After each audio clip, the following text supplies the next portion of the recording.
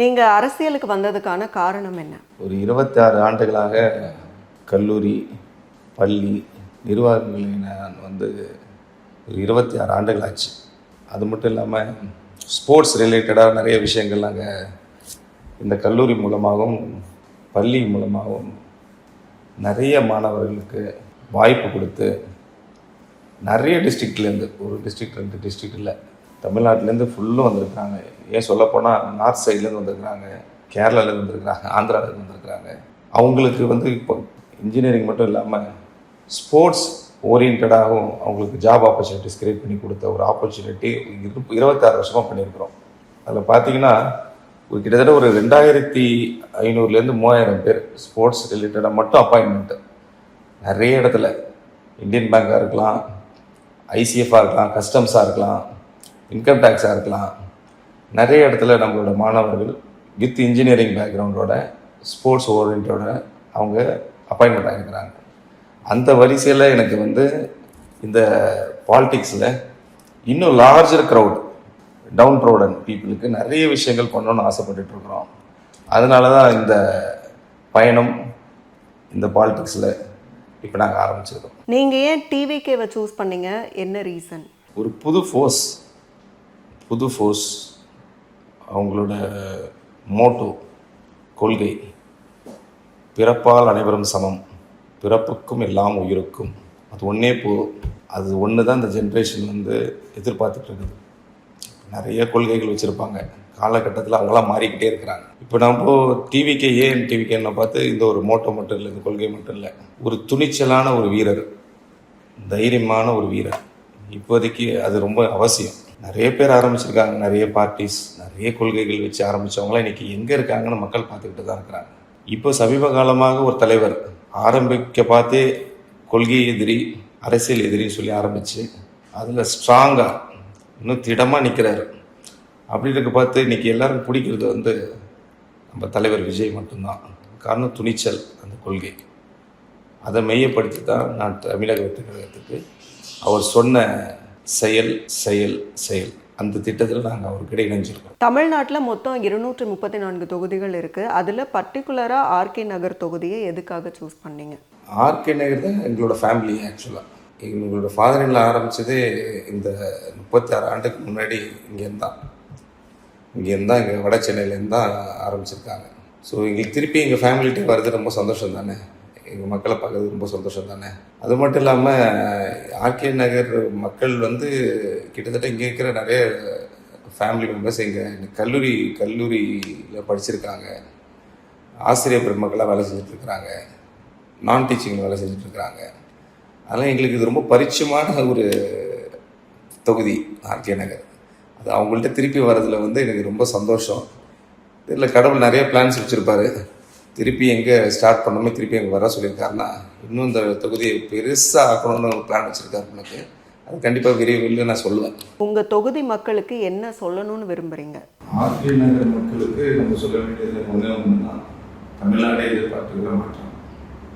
இந்த மாற்றத்தை நோக்கி நிறைய விஷயங்கள் மக்கள் எல்லா தொகுதியிலும் எதிர்பார்த்துருக்காங்க. அது ஸ்பெஷலாக ஆர்கே நகருக்கு, வட சென்னைக்கு முக்கியமான விஷயம் கல்வி சார்ந்து நிறைய விஷயங்கள் அவங்க பண்ண வேண்டியது. நான் வட சென்னைனாலே ஒரு டிஃப்ரெண்ட் ஆங்கிளில் பார்த்துட்டு இருக்காங்க.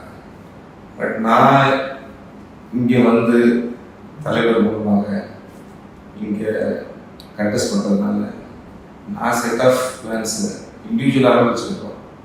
15 வருஷம் பிளான், 5 வருஷமோ 10 வருஷமோ 3 வருஷத்துக்கு பிளான் இல்லை, 15 இயர்ஸ்.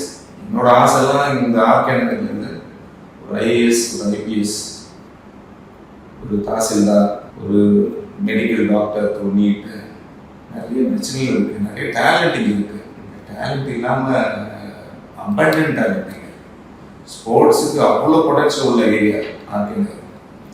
இது ரெண்டுமே, ஸ்போர்ட்ஸையும் எஜுகேஷன் ரிலேட்டடும் இங்கே நம்ம ஒரு எக்ஸ்ட்ராடனரி க்ரோத் கொடுக்கணும். இங்கே ஒரு ஐஏஎஸ், ஒரு ஐபிஎஸ், ஒரு மெடிக்கல் டாக்டர் எல்லாமே பொட்டன்ஷியல் உள்ள ஆர்கே நகருக்கு ஒரு 15 வருஷம் செயல் தான் வச்சுருக்கேன். அது கண்டிப்பாக மக்களோட சப்போர்ட்னால கண்டிப்பாக அது நிறைவேறும்னு நான் நினைக்கிறேன், அது நம்புகிறேன். உங்களோட அரசியல் வழிகாட்டினா அது யார்? ஆப்வியஸாக புரட்சி தலைவர் எம்ஜிஆர் தான்.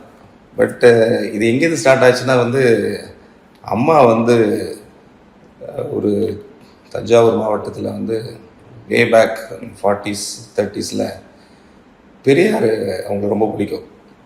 இந்த பெரியார் பொதுக்கூட்டத்தில் போய் பார்த்த பிறகு தான் அந்த படிக்கணும், வீட்டை விட்டு வெளியே வரணும்னு ஒரு ஆசை அவங்களுக்கு.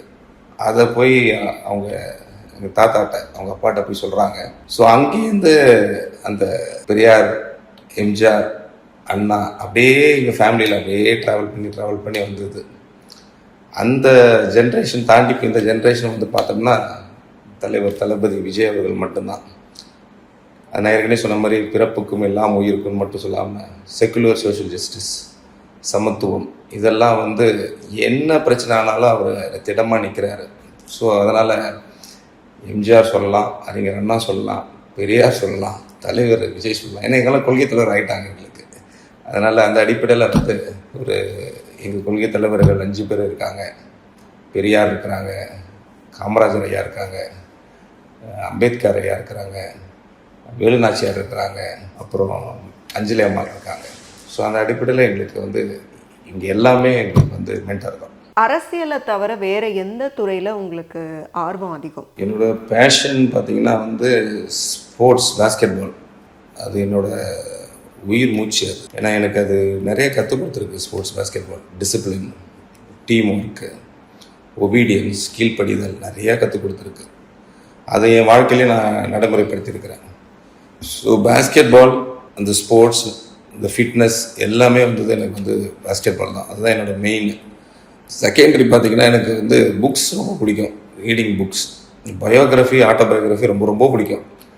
அதில் கொள்கை தலைவராக அம்பேத்கர் அவர் எழுதின மெயின் 3 புக்கு எனக்கு ரொம்ப ரொம்ப பிடிச்ச புக்கு.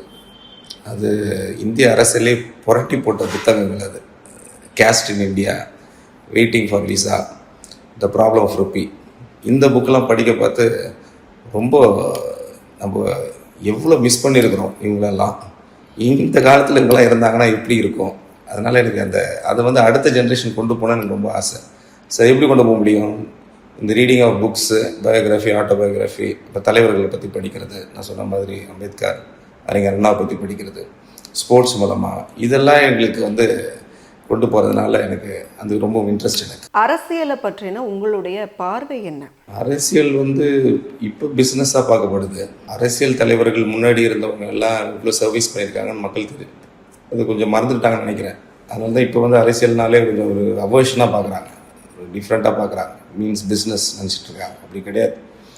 அதனால தான் எங்கள் தலைவர் எப்போதுமே கொள்கை தலைவர்களை முன்படுத்தி எல்லாத்தையும் செய்கிறாரு. It's a service to people. அறிஞர் அண்ணா சொன்ன மாதிரி மக்களிடம் செல், மக்களிடம் கற்றுக்கொள், மக்களிடம் வாழுனார். ஸோ அந்த அடிப்படையில் இப்போ இருக்கிற ஜென்ரேஷன் வந்து அதை மறந்துட்டாங்க. ஸோ எங்கள் தலைவர் வந்து அடுத்த ஜென்ரேஷன் உருவாக்கிட்டு இருக்காரு. அடுத்த ஜென்ரேஷன் மக்கள் இப்போ பார்த்திங்கன்னா எங்களோட மாவட்ட செயலாளராக இருக்கட்டும், ரொம்ப விளிம்பின மக்களாக இருந்தாங்க. அவங்களுக்கெல்லாம் ஒரு பெரிய பதவி கொடுத்து அவங்களுக்கு இந்த எஜுகேட் பண்ணுறாரு. நம்ம அம்பேத்கர் சொன்ன மாதிரி எஜுகேட், அஜிடேட், ஆர்கனைஸ் அப்படின்னுவாங்க.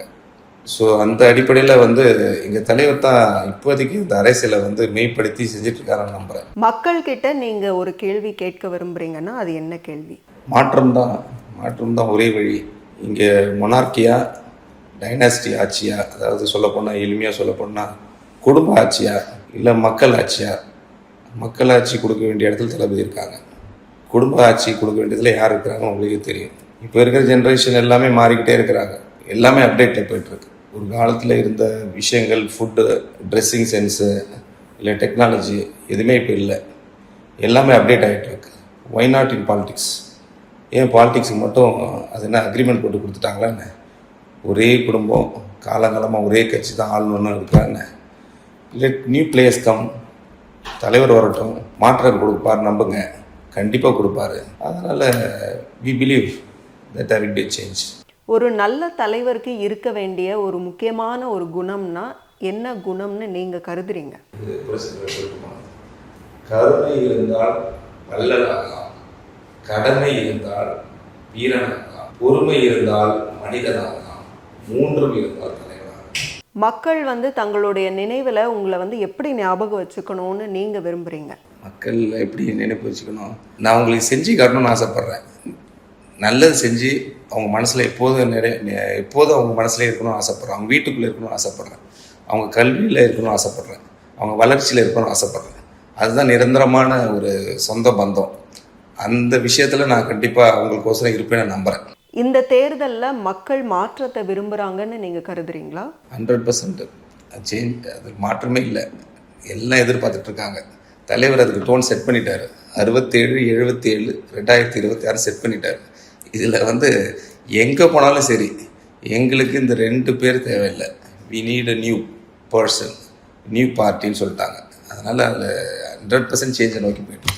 இந்த தேர்தலில் முதல் முறையாக வாக்களிக்க போகிற இளைஞர்களுக்கு நீங்கள் என்ன சொல்ல விரும்புகிறீங்க?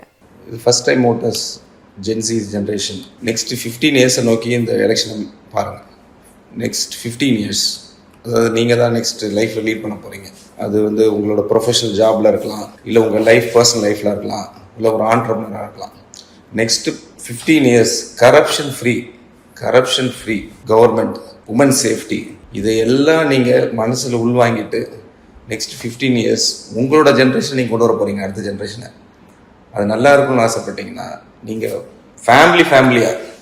ஃபேமிலியாக நீங்கள் கன்வெர்ட் பண்ணி இந்த எலெக்ஷனை இந்தியாவுக்கே, ஏன் உலகத்துக்கே ஒரு ட்ரெண்ட் செட் பண்ணணும். அதுதான் இந்த ஜென்சி தலைவர் சொல்கிற மாதிரி இந்த ஜென்ரேஷனுக்கு ஒரு சக்ஸஸ்.